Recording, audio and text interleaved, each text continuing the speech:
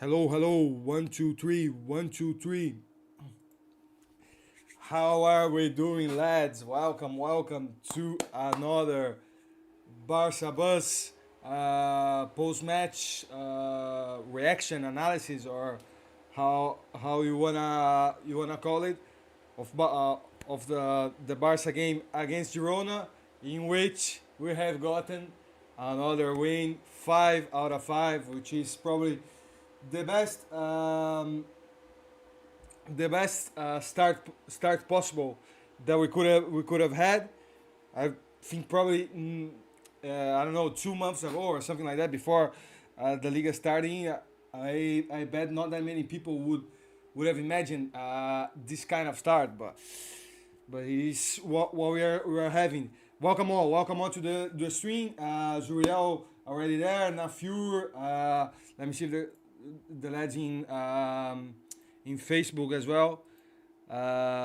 Welcome all. Welcome all to the stream. My computer, my notebook, second screen, unfortunately is not working at the moment. So I'll have to look the chat in the phone. But it is what we have, man. It is what we have for today, and it doesn't. There's no problem. But yeah, actually, so happy. Vamos, no, yeah, man.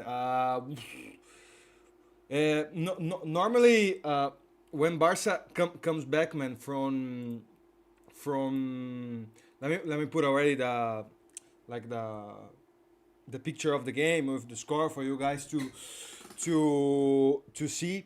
Normally, historically, man, when Barca has came back from the international break, usually we tend to suffer, man. We tend to suffer, and usually the level is not the same that it was before, no, before the break, which makes this win and this game even more impressive, man, because we have seen basically the same level that we were seeing before the break, and more than that, against an opponent that is a strong opponent. Of course, Girona this season is not Girona's from last season, of course, which was an incredible team. But you see, it's still seventh position and all that.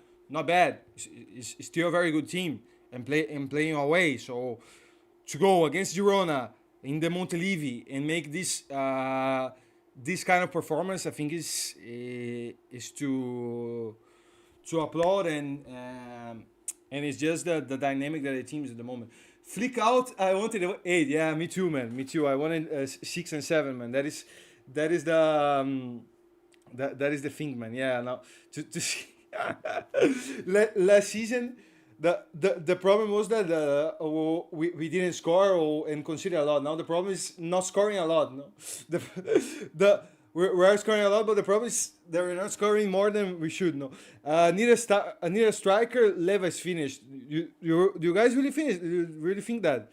Yeah, I think he didn't have his game today, Leva. I think could have and should have scored at least once or twice. Once for sure, he had the 1v1 with the keeper. No, when it was 3-0, I think, because I was in the second half. I was watching the game, but I was seeing another games at the moment simultaneously. So I was kind of in two screens. And some moments I kind of lost it, but yeah, there was that one that he lost it. And was there any more? Any more chances that Leva missed that were like clear cut chances? I mean, I think that the positive news in terms of that is the team is producing a lot. No, even if Leva hasn't had that of a great day, the team still were pressing, creating, and producing the whole game. No, and that's why you have Daniomo, you have Lamine, you have all other players that are scoring the goals at the moment also. No, so that's why I'm not worried about Robert, man, and he's still he's still the top scorer of the league, man. So I think it's, well, a bad game. like everyone can have. Let me see expected goals 0.26. Accurate passes. Let me see. I want to see the shots, man. How many shots he had? Finishing shots on goal 2, and out of bounds 1. I don't remember what was the other one. Do you think it was a red? Yeah, for me it was a red, man. I gotta be honest. For me it was a red on Ferran. After we can talk a little bit specifically after the about the moments of the games, the plays and all that, like we always do. But for me was a red because he goes with. Let me just put it in the so that you guys can see better. He goes with his foot like that, no, with his foot all with a lot of intensity, a lot of strength in the feet of the Girona player that I don't remember who was at the moment, and he comes like that, no, and he's. And I think for me it's enough for a red. That doesn't get the ball, only gets the feet of the player, no. But and the penalty might be an interesting one for us to debate. But for me, honestly, guys, it was a penalty. I think if that happens against Barca, and for example we don't win the game, we all would have been here complaining about the penalty because that penalty, like 80% of the time, is usually is a pen, man. Usually. Let me see what happened with Paul Victor. Yeah, a little bit. I don't know. Wasn't bad, but I don't know. In front of goal, lacked a little bit. No, it's because I think he in the preseason he was having a lot of minutes, but then as the season started, I think he lost a little bit, of protagonism in the team. But I'm happy that today he got some minutes and also he's on the rhythm of the team and can recover a little bit of confidence. Could have scored once. He had a shot that did like that. It would have been an incredible goal. Almost okay. I read something because I don't have Twitter at the moment, lads. I don't know if you guys know, but here in Brazil, Twitter is not working, unfortunately. Already more than 2 weeks we are off Twitter. But I've read that it was a knock and something like that, but should be okay. It's not an injury, and nothing like that. Maybe could be out of the game against Monaco, man. But let's see. But it's not injury. Is Casado injured? Is Casado injured? Poker art. Welcome to the stream, man. Man, I gotta be honest about Casado. I didn't saw, man. I didn't saw. I am going to, because on the phone Twitter works. Let me see on the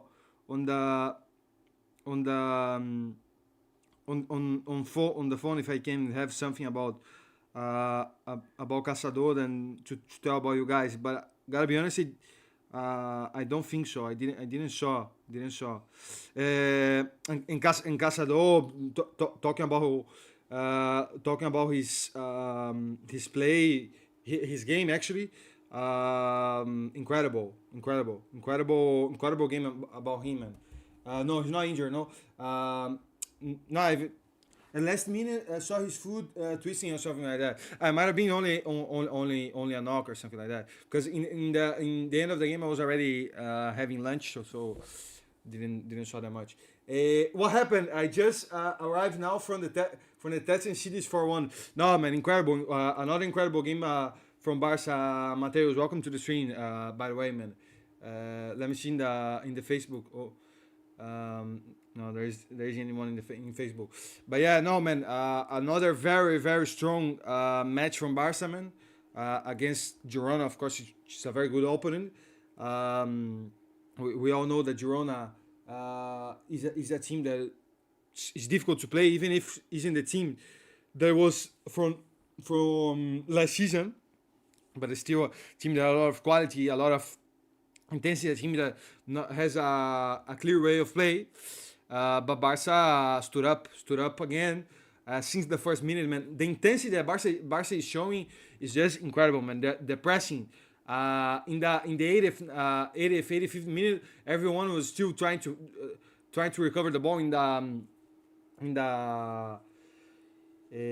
in the opponents in the Girona's box, a lot of rhythm, a lot of dynamics. Looks like Barca slowly but surely is already having like a very standard and a very clear way of playing, you know. So so that I think that is the great news, no? Together, of course, with the wins that are fantastic, but more than that, the way the Barca is playing and um, opponents comes in, opponents comes out, Barca continues the same, no? But yeah, after we'll talk about the individual performances. But of course, Lamine 2 goals, given an assist or not? No assist, but 2 goals. The second one, incredible goal. All the way in the right flank, 1v1s, doing everything. Another incredible match about him. From him, Dani Olmo scored again, involved in basically every play. Today, Dani Olmo and Rafinha were more like positions, no? Were more standard in the position. They weren't interchanging a lot like they did in the last match, for example. Rafinha was more the left wing positional left winger, no? And played very well like that. Last time I was on test, Barcelona Valencia with a 4-1-2. I remember that game, man. Yeah, at the Mestalla, no? Mestalla, the 21-22 season. No, I remember that game. Who got assists? Let me try to remember. The first goal there wasn't because Lamine recovers on the Girona's box. That was what I was talking about, the pressing. No, the first goal is a clear goal of trying to bite and going until the end to recover the ball, and Lamine did a great job on that. I think the fourth one was Jules, if I'm not wrong. Yeah, Jules. Koundé is already standard, repetitive to talk about Koundé, man. But another fantastic match about from him, and we are talking about, man. That's what we're talking about Koundé. Defensively, we already know that he's very good, but offensively, he's getting even better. Thoughts on Ter Stegen? Didn't do a bad match, man. Had that one because it didn't have that much work, to be honest, man. In the last 20 minutes, Girona arrived a little bit more, but in the game as a whole, they didn't create that much. But of course, you guys will remember before the pen, we can discuss about it. For Girona, there was a clear cut chance to Brian Hill that Ter Stegen saves, even if the ball was on center. No, it came on his chest, so isn't the most difficult save, but it's a very good save after all, and I think he did what he had to do. Unfortunately, the goal is a little bit it's a little bit messy, to be honest. A little bit, I don't know what he was doing, trying to get the ball in there, but unfortunately not to get the clean sheet, to be honest. Would have been nice. Would have been very nice to win this match with a clean sheet, man. Would have been incredible, but what can we do? Koundé is class. Nah, Koundé is already top 3, if not top 1, right back in the world at the moment, man. The guys, match in, match out, he's just doing wonders, man. Just doing wonders, and for the people that doubted him, man. I think, of course, you guys is not the case, but I know that there was a lot of people. I don't know, some months ago that doubted Koundé at the right back. Not only Koundé, but a lot of players like Koundé, Pedri, Rafinha. There were a lot of players in the Barca fan base they had doubts about them. For example, Pedri. I knew Pedri was world class, and of course was going to be very important for this team. Of course, he's maybe giving a better version than what we expected, but Pedri is untouchable. Stuani, please retire. Yeah, man. That this guy, is that there are a lot of players in La Liga that they are the Barca kryptonite. No, Stuani, Iñaki Williams, the one from Celta Vigo, Iago Aspas, man. Those players against Barca, I don't know, they love playing against Barca. Eh?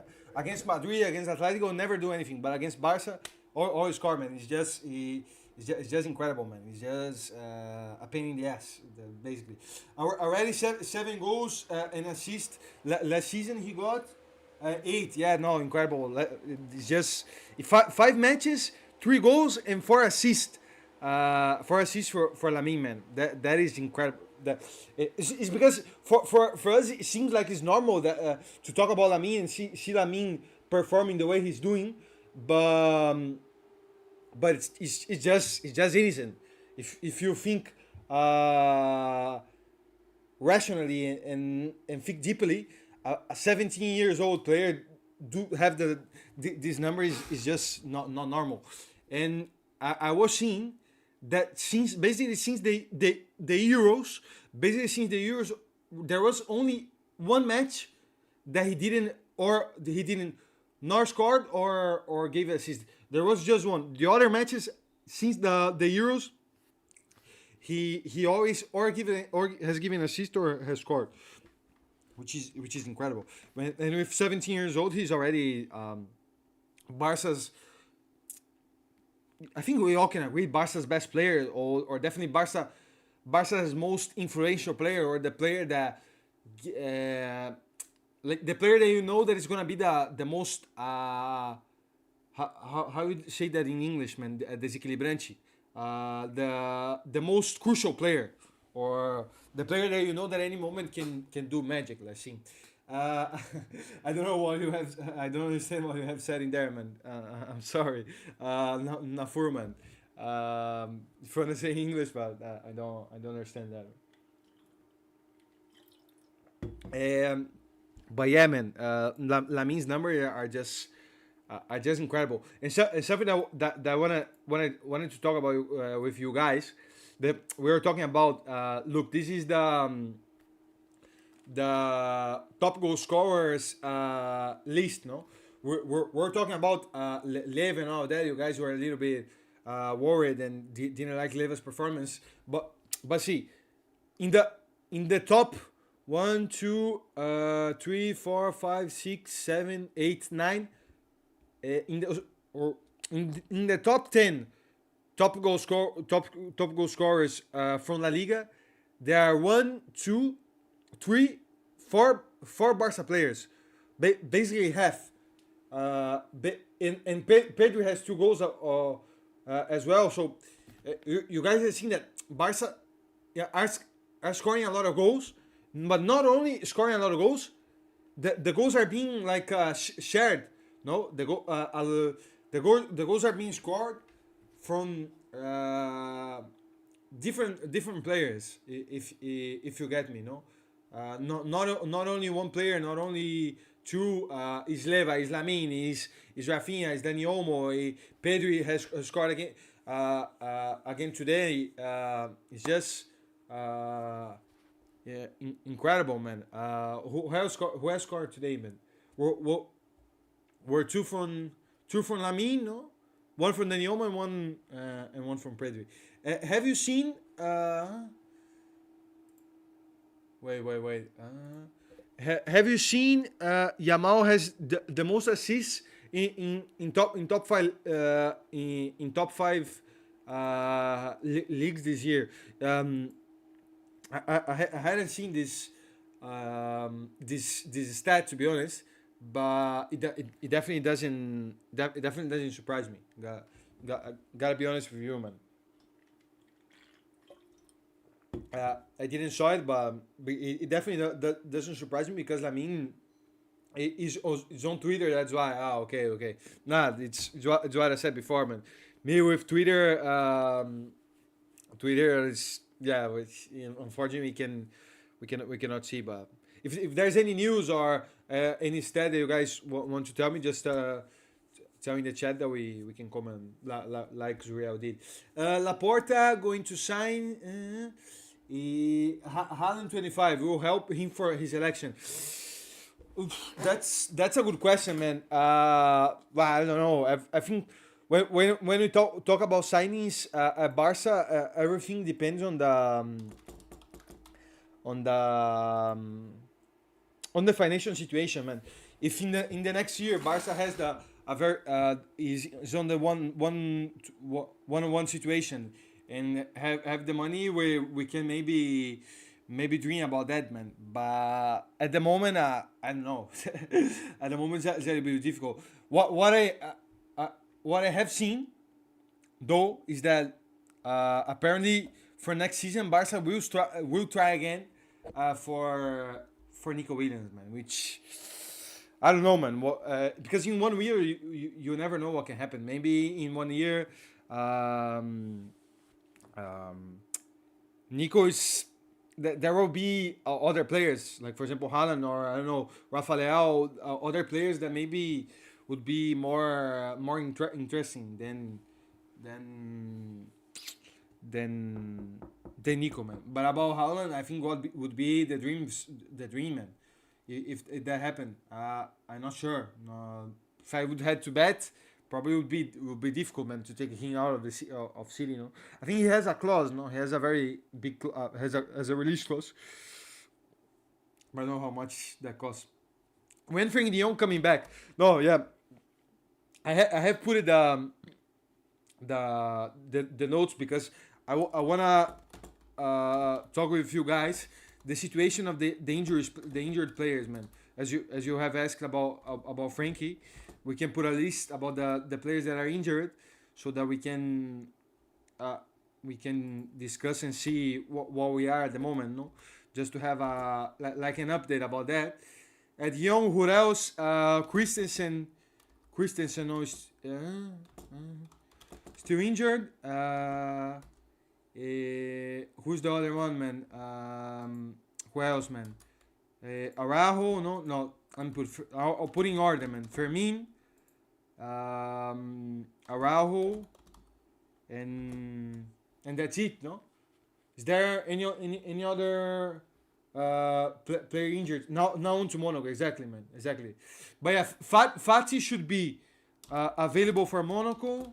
Should be, of course. I doubt will start. Of course, he's not going to, but will be hopefully, and everything indicates that he will be available at least in the squad list. De Jong should be coming back to group training this week. Group training this week. So yeah, man, probably gonna be starting to train this week. So I doubt he's gonna be Gavi, of course. Yeah, how did I forget, man? Someone had said about Gavi before, no? I think was poker, no? Let me see. No, not Fury. No, can't wait for Gavi. Yeah, man. No, imagine Gavi on this team, man. Bah. Gavi on this team. The thing is that the team is at the moment so stacked that it's difficult to like all these players that we are talking about. For example, Frankie De Jong. I I have no idea where he would play, man, because Casado is playing wonders. Pedri is doing incredible, and then the other players are more attacking players. So I don't know, man. We'll have to wait and see, but of course there will be a lot of rotations. Uh, Fermin, I think is because he has injured like was injured like 2 weeks ago. No, Fermin is between three. I think the he is like on 2 weeks he should be back at least to training because he was injured like basically at the start of the of the international break, no. So there has been already 2 weeks since he has been injured. So if the prediction that was said on the news, no, that he would be between 3 and 4 weeks, should be back soon. Christensen, I think, is still 2 months. 2 months to come back. I think it's October, November, no? October, November.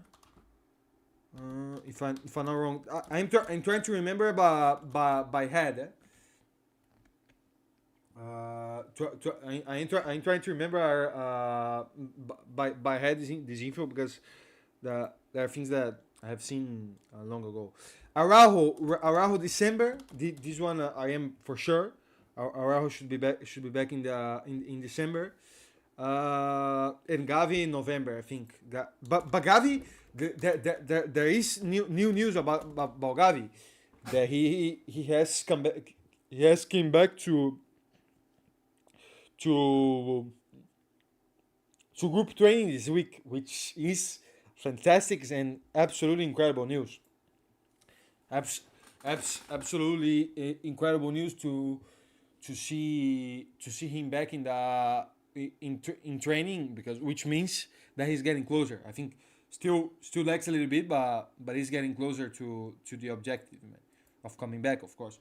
Casado is playing well, but he's young and we can use him every match. Frank is needed for a reason. You are right. That is very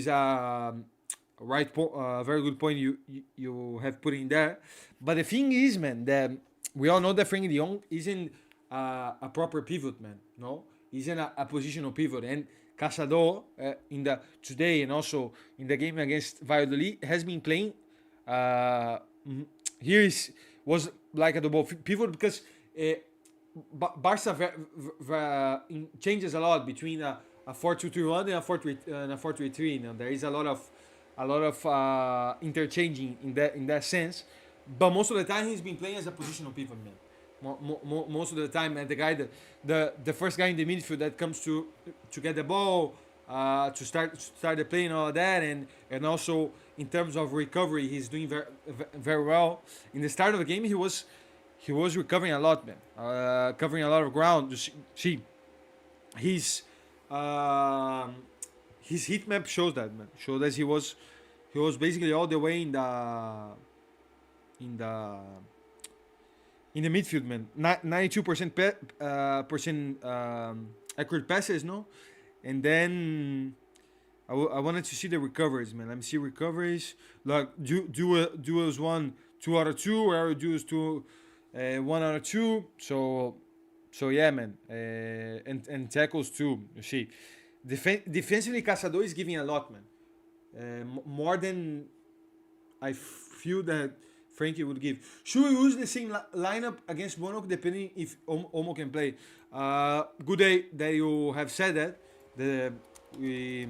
I had seen your comment about the Monaco game. I didn't forget. I just was answering the other things, but now we can move to that.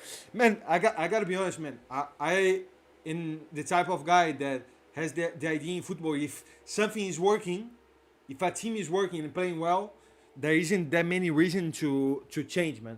If the glass isn't broken, no, the simple phrase, no, if the glass isn't broken, don't fix it, no. If there isn't any reason to change, if the things are working, and I gotta be honest, of course, I haven't seen that many Monaco matches. I don't know, but after apart the game in the John Gumper, that is a decent idea that we can have about Monaco, no, in that game. But other than that, I don't really know about Monaco. But if I would have to make a prediction, and I would, if you ask me to do my lineup, it would be basically would be the same. Yeah, I wouldn't change anything, man, because there isn't any reason to change. The team is working. The team is with confidence, which is very important. Is playing with freedom, playing with confidence. You've seen the players that all of them are playing with, like last season. A lot of moments it looked like there was a lot of pressure in the team, a lot of pressure and they were suffering a lot. This season, no, it looks like they are playing with relief, playing like enjoying, no, enjoying their football, man. Which when you enjoy playing football, naturally you will be playing better, man. And that's what, no, I put a Kunde twice, man. No, it's Kubarsi, no, Kubarsi, Inigo,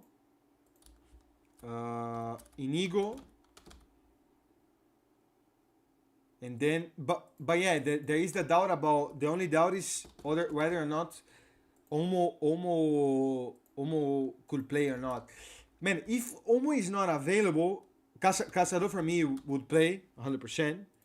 And of course, let me put the players that are 100% sure that are gonna be, Lamine, of course, is gonna be. Lamine, no, Lamine. Who else, man? Leva, for sure. And then here's a little bit the doubt, man, because if Omo is not available, if Omo wasn't available, if and Fermin wasn't, I would just put Fermin and that's right off. But the thing is that Fermin isn't available, and there isn't that many other options, man. There isn't that many other options. What's your name, bro? Otavio, man. Otavio. Yeah, I forgot because I think you are new. Otavio. I'm Otavio Lorindo. I'm from Brazil, man. And already some time ago, and I do the streams, no, the live streams of the Barca Bus, the Barca Bus channel, man. For anyone anyone else that is new, if you guys are on the post match streams, you will be seeing me basically every game. Basically every game we will be here basically, and I hope you guys enjoy and you guys like what you see basically.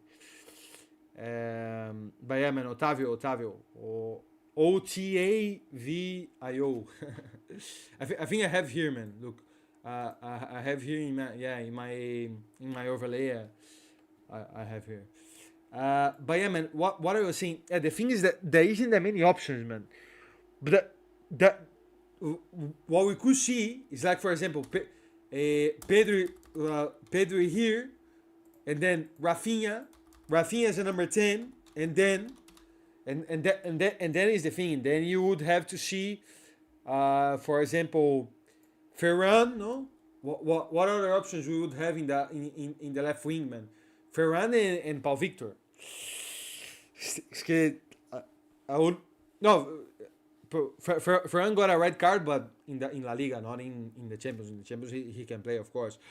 I imagine you guys probably wouldn't want to see Ferran, and if I'm honest, I probably also would prefer not to see him. But there is another option, because could be Hin and or Paul Victor, no? Because if Anso might be available, but Anso wouldn't start any other way. Then the other option that is an interesting one is to play Eric Garcia as the number 6, something that we have been seeing. Casado as the number 8, and then Pedri as the number 10.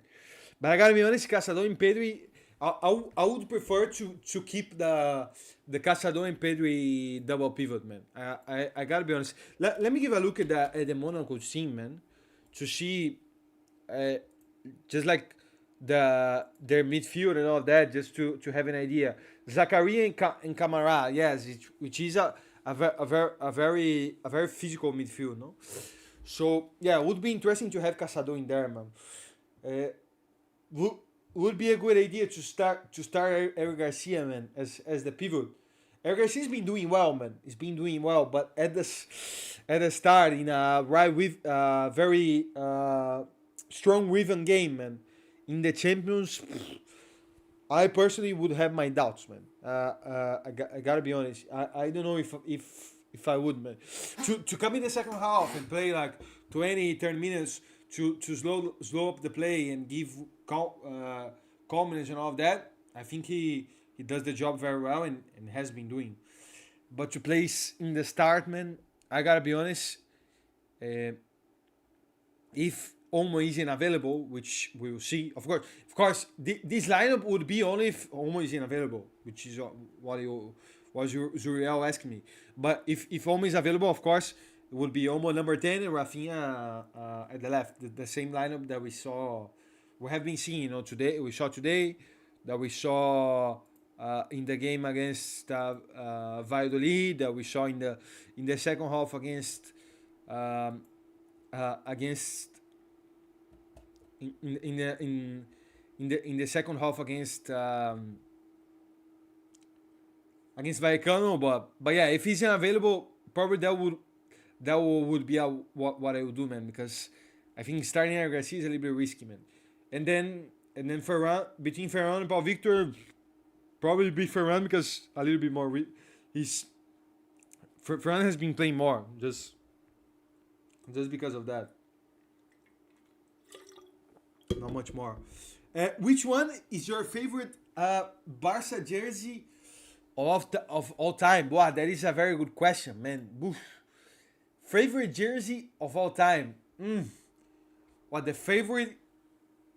I think it has to be this one, man. Probably because there is a very sentimental, uh, very sentimental and nostalgic feeling for me. The 10-11 jersey, because it's when I started to watch football, when I started to follow Barca basically, and basically it probably was the biggest the best era of all time of Barca, man. Is it the best jersey? I don't know if it's the best, but for me, it's my favorite because it gives memories, man. It gives memories for me, seeing the champions against the final against United, man. The Messi goal outside the box, the Pedro goal. For me, a jersey that has a lot to be a jersey that talks a lot about the connection that we have with the jersey. The remembers the recordings that you have with this jersey. But for example, another one that for me is very good, and which I have the jersey, by the way. I could show you guys this one, the 22. This jersey for me is outrageous, incredible jersey. Um, Clean, but with the Blaugrana, very the Blaugrana straps very coordinated and very standard. No, but it's a jersey that symbolizes what a Barca jersey should be. But another one that I am very I like a lot is this one in here, man. You guys probably will remember this jersey, man. This wow, this jersey is outrageous as well, man. Wow. The combination of black and gold, man, always delivers, man. There isn't uh, if you make a jersey that is that is black and gold, probably will be an incredible jersey. It's difficult to make a mistake with this combination, man. Basically, um, I'm just checking some things here on the on the the Insta and all that. Nike don't have much creativity, man. Yeah, I agree with you because they have done some very bad um, some very bad jerseys recently. For example, this one, the 21-22 standard. This one in here, man. This jersey for me is probably one of the worst, man. One of the worst Barca jerseys that we have seen in a long time. But for example, the jersey from this season is very good, man. The jersey the black one from today is outrageous, but this one is a very good jersey. It reminds me the 100 years jersey. You guys probably will remember Centenario. This jersey here reminds me a lot of this jersey. I think it was inspiring this one. I gotta be honest, because the jersey on this season jersey is special to the because of the 25th anniversary from Barca. No? That's why it's a very good jersey. But yeah, man, I would probably say the 10 11 one, the the 20, if I would have to make a top three, the 22, uh not the 21, 22, no, 20, 22, 23, standard one, and also the black one, the 21, 22 black one, which is a very very good jersey, man. But there are a lot, man. There are a lot of Barca jerseys that are very very very top, man, very top, and which are incredible jerseys, man. And I personally like them a lot, man. But what else, man? What else do we have? But yeah, talking a little bit about just about the what we'll have next, and then after that we can talk a little bit about the game and analyze a little bit. Um, um, but just to show you what we will have uh, in the next days, in the next week, I should say.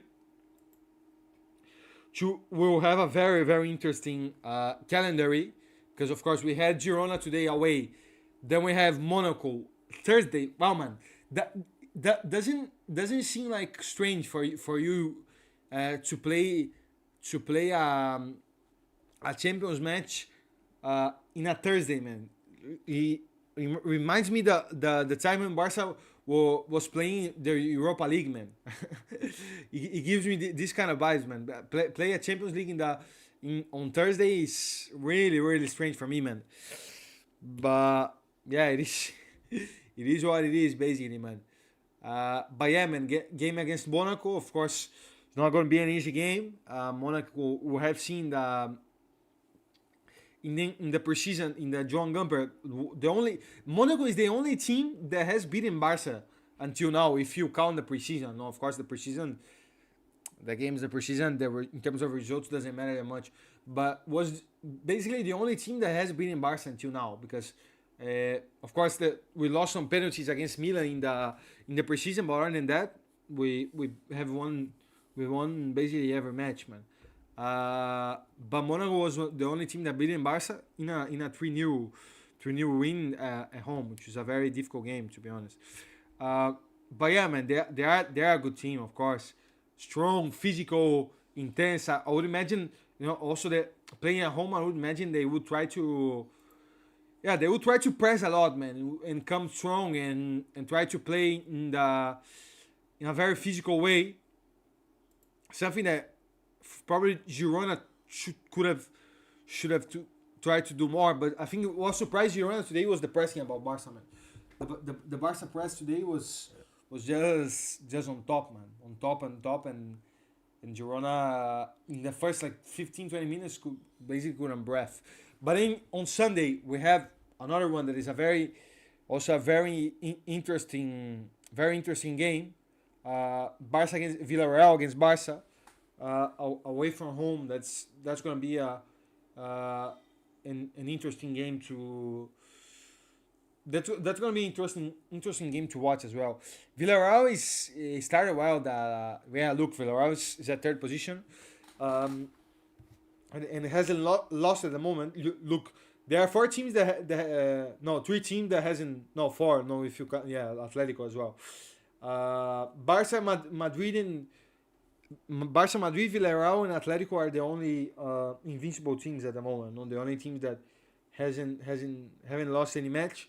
But Barca is the only one that is with 100% ratio. No, the only one that has every match, which is very top, man, very top. I think as we were talking a little bit before, I think was difficult to expect Barca to win every match. Every match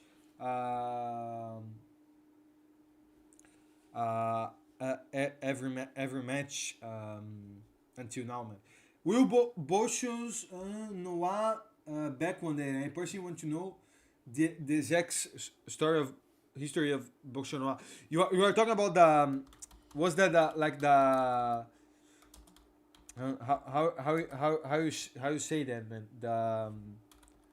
The organized organized fans about Barca, man. Man, I have no idea, to be honest, man.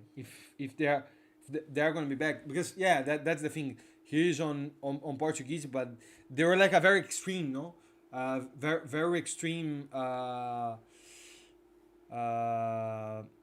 fan base, man, and a little bit sometimes past a little bit on the in the limit of what a fan base should do, man. Not fan base. There's a word, man, but I don't really remember how you say in English, man. Is that the torcida in Portuguese is torcida organizada, like the organized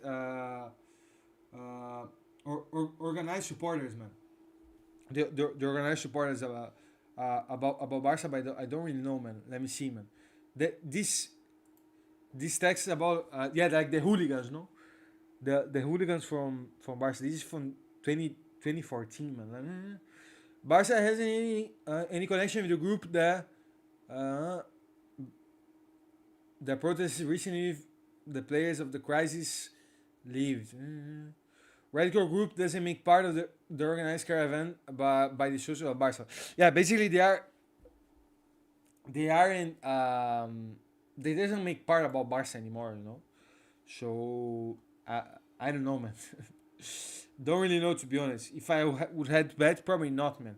Maybe when the Camp Nou comes back, yeah, maybe when the Camp Nou comes back, we could see we maybe could see them. But now I probably wouldn't expect it. Wouldn't expect it to happen.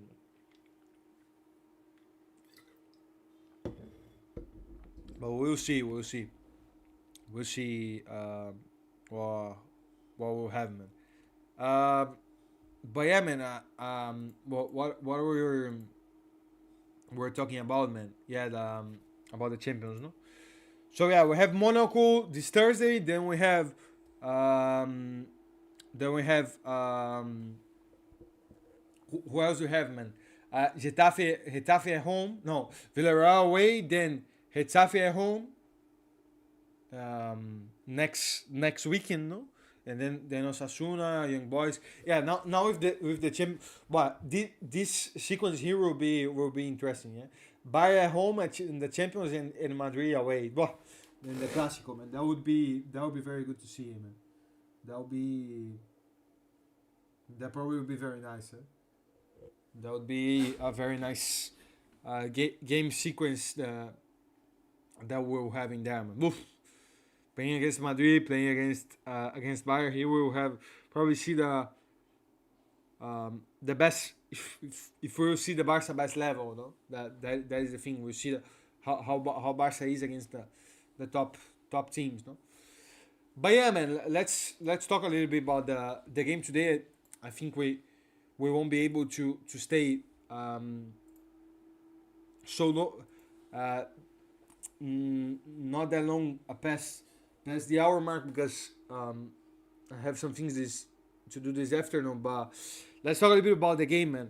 Basically, as we were talking before, it was a game that Barca, I think Barca dominated since the start, basically, man. Because thoughts on Thomas Miller, but what about him, man? As a player, as a figure, what exactly, man? As a player, I think he's very underrated, man. As a whole, man. I think he's a player that always has played in a very good level at Bayern, at the German national team, and not always has gotten that many credit, because he's in a player that scores that many goals. He's more of a player that does the job. That you know, no, in the pressing, the connection with the team, and all of that. But I think he always has given a lot to Bayern, man. I always have enjoyed him playing, but I don't know if you refer of because he has spoken a lot about Barca, no. I don't know, man. Sometimes he has spoken crap, but there was once that has he has spoken well, but I don't know. I don't those things. I don't really care, man. But hopefully, man. Hopefully we can beat Bayern, man. And with Hansi Flick as the manager, with Leva. Why is he so excited about playing Barca every time? I don't know, man. Because I think it's probably because Barca and Bayern has had since the I was gonna say since the A2, but I think even before that, man. Even since the 14-15 semi Champions League semifinal, Barca and Bayern have had a lot of encounters, no, and a lot of matches that we have played against them, and I think is has become a little bit of an rivalry, So maybe because of that, and because Bayern has been in Barca a lot, and those kind of stuff, man. I think it's probably that, man. Don't know if there's something else, man. But what Barca has to do is do what we have been doing till now, man. Playing very good football, being intense, being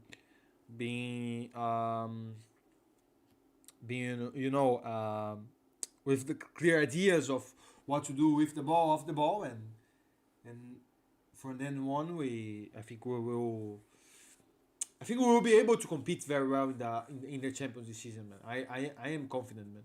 I am confident that we'll see a very very good version about Barca at the Champions, man. Of course, does that mean that Barca will get in the final win? Probably not, and don't don't know, and don't think so. Don't think so. That would be the case, but probably the Barca will be competing, man. That definitely will be the case, man. But yeah, man. Talking about the match, man. What I was saying, since the start of the game, Barca was very intense and was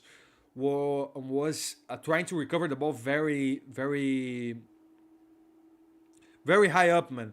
We're seeing Leva pressing a lot, Daniel pressing a lot. The midfield especially, man. The midfield was very Pedro and Casado, of course, on the ball. We know both of them are spectacular and play incredible. But off the ball, they were working a lot uh, and were like when Girona tried to get off the press, the of the getting out the Barca pressing. Casado and Pedri was always very very well positioned, man. Very well positioned, and weren't allowing Girona to get out, man. And so that's why Barca in the start of the match was producing a lot, man. And there was this chance. I think it started from a corner. The ball came to Pedri. Pedri makes the touch, and then he could have shot, but then Lamine comes and shoots, no, and then the keeper Gazaniga saves, but that could have been a very that could have been a goal, basically. Could have been a goal for Sherman, and then but since basically the start of the match, Barca was controlling, and I want to see the stats, man. The stats, you see, 20 shots, and three big chances. I want to see how many shots on goal, man. Barca was always on top, man. Always creating a lot, and should have scored already since the start, man. Any Super League update? No. Super League, there's been quite some time, man. There's been quite some time that we haven't heard anything from that, man. I think the Super League is when it first came out there, it looked like maybe it could have happened, man. It looked like maybe could have happened, and because there were I'm just seeing a tweet, man, here from Hamingel that then Daniel probably will be out of the game against Monaco, man. Yeah, between 7 and 10 days. Yeah, which is a week basically. Probably the game um, against Villarreal should be on, which is a little bit unfortunate, to be honest, man, because he has been playing very well, man, and to not have him would be quite disappointment, but let's see. Yeah, so probably would be the line will be something like that, man. But yeah, man, then um, the goal was costing a little bit to come. But I was talking about the press. Barca was recovering a lot in the in high position. So it looked like sooner rather than later there would be a clear cut chance to score, and that's exactly what happened in the in the Lamine goal, man. And then with the Lamine goal,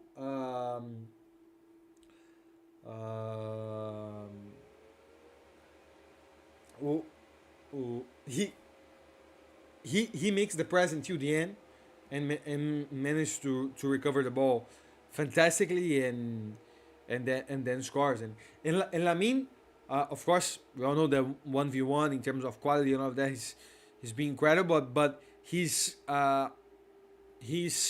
definition, no, how do you say, his shots, no, his definitions in front of goal have been very well, man. Have been very, very, very good recently, man. Like when he has an opportunity, it doesn't give the feeling that he'll miss it. Like what happened a lot with Dembele, for example, when Dembele or his in front of goal was a mess. No, I mean, in front of goal is very good, man. Very good in front of goal. Um, so yeah, man. Then we have the second goal. Barca was getting a lot for the wings. That is what I wanted to say. For the right with Lamine, especially, but with the left a lot. And what I was saying before, the Rafinha today wasn't. Rafinha today was more like a proper winger. No, Rafinha today wasn't playing that much in the middle, like we had seen um, like we had seen that in the other matches. Like you see that basically in the left side he was connecting a lot with Balde, man, putting a lot of passes in behind, a lot of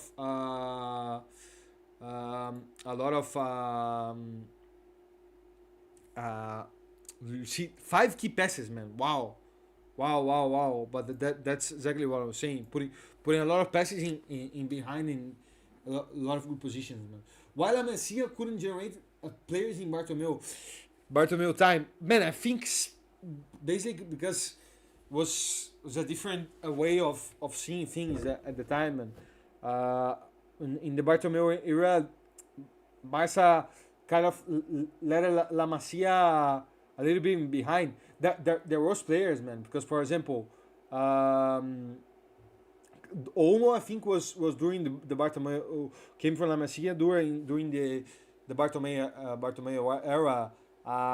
Who else, man? There were Alinha. There were some good players, man. The left back, man. Of course, there wasn't any top player like the ones. For example, there wasn't any Lamine, there wasn't any Kubarsi, but there were some good players, man, overall. But I think that the main reason is because they basically didn't have the chance, man. The La Masia wasn't the managers that were there didn't use La Masia as a whole, man. But then since Coleman, Ronald Coleman came in after that, it starting to change little bit, because then we saw with Coleman, we saw Araujo, we saw with Gavi, we saw a lot of players, no, until then, after that, no. But but yeah, man, I think it's because the for Barca as a whole didn't give the protagonism that it should for to La Masia. What was the reason to start support Barca? I mean, a little bit because, well, of course, Messi had a lot of uh, uh, Messi's had a lot of influence in that, but basically Barca as a whole, man. Because I started to watch Barca during the Guardiola era when Barca was by far the best team in the world, and just the way that the team played, the way the Barca control the matches, the way of playing, the way of developing football, man, was just incredible, man. Was just it made me fall in love not only with Barca but with football as a whole, man. Seeing Xavi, seeing Iniesta, seeing Busquets on prime, all of that was just for me was just incredible, man. I have a lot of memories from that time, man. So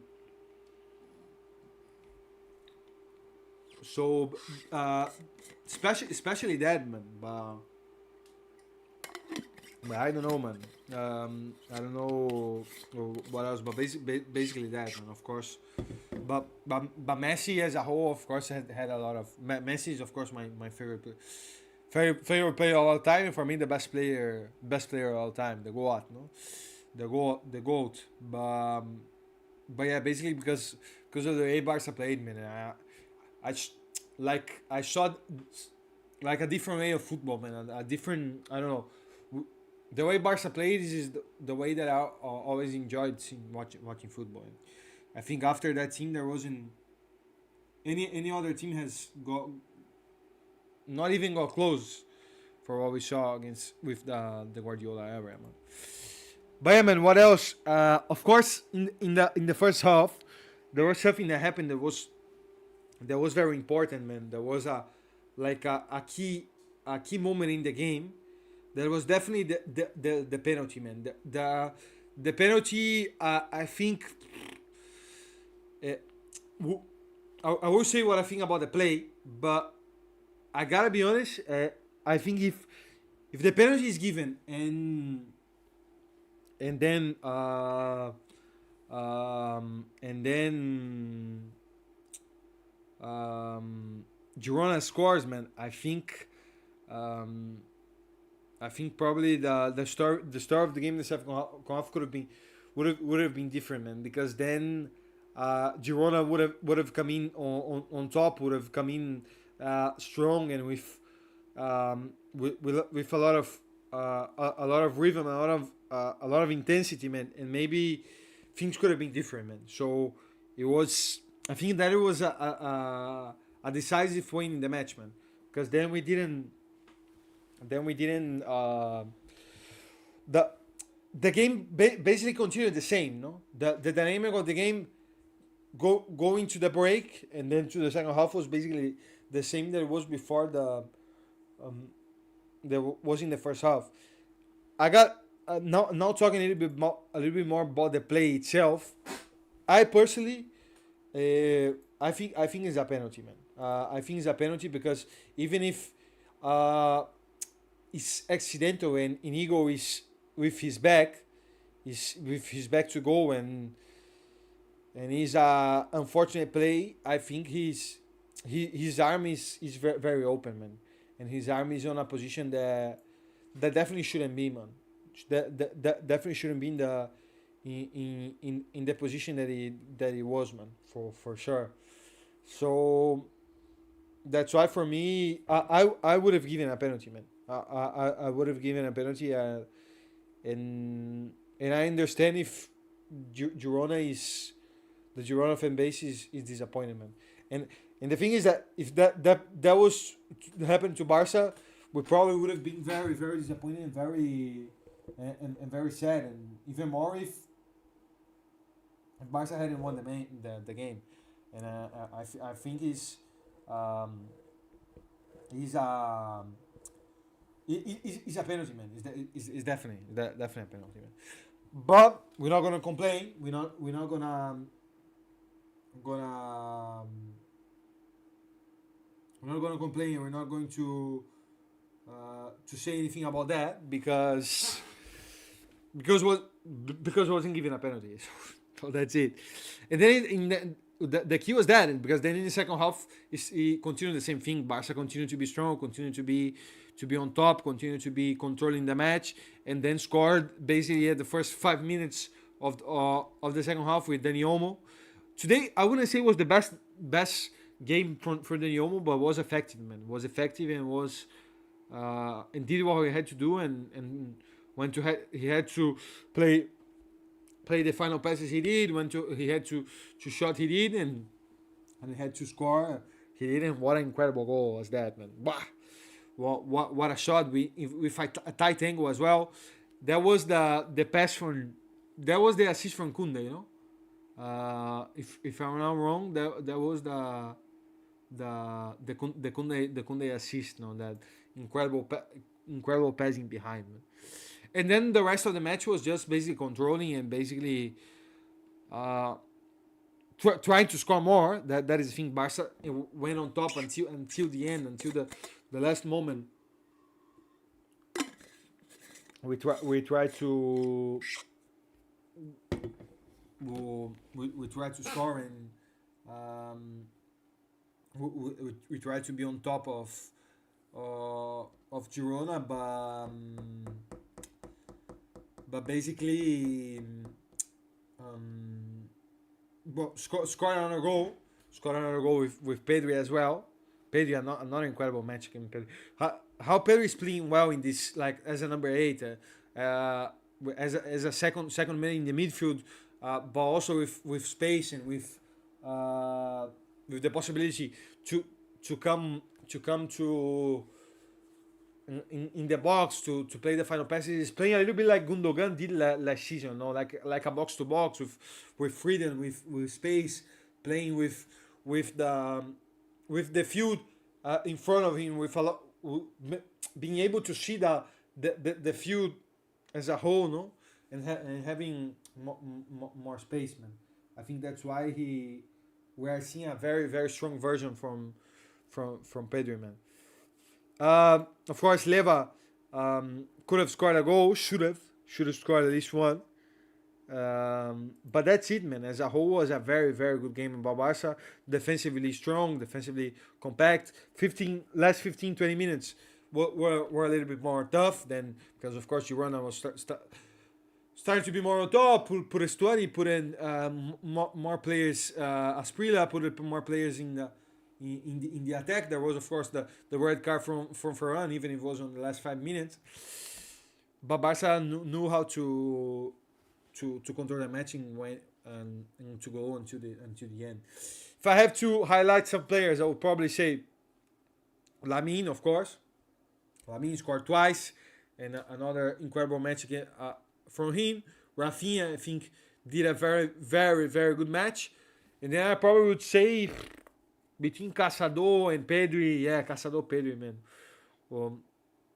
If you guys see the standing out players are kind of repeating themselves, but the thing is that everybody as a whole have been playing very well, man. The thing is that I cannot really complain about any player, because I think everybody's doing a very very strong job, man, and playing a very very very strong level, man. Very very strong as a whole, and that's basically what we wanted to see and what we expected to see, from Barcelona. But yeah, man. To be honest, lads, I don't know. I think there isn't anyone more in the chat, man. But we usually do the player scores, player ratings in the end of the stream. But I think we'll leave it for another day, because I have some things to do, and and also wanna enjoy a little bit the afternoon. But I think that's gonna be it for today, lads. Wanna thank you guys for coming. Thank you guys for being in the stream, for being together with us, and yeah, that's gonna be it, man. Another incredible match from Barca, and we see ourselves in on Thursday after the game against Monaco, basically, man. When the game ends, we will be on here in the Barca Bus channel for sure, man. But thank you everyone that has tuned in. Hope you guys enjoyed the stream, and that's it, man. Thank you, Nafur, Zuriel, Mateus, Poker Art, everyone that tuned in, man. I appreciate it a lot, and we see ourselves soon, man. Thank you, lads. Força Barca, Visca Barca, and Visca Catalunya.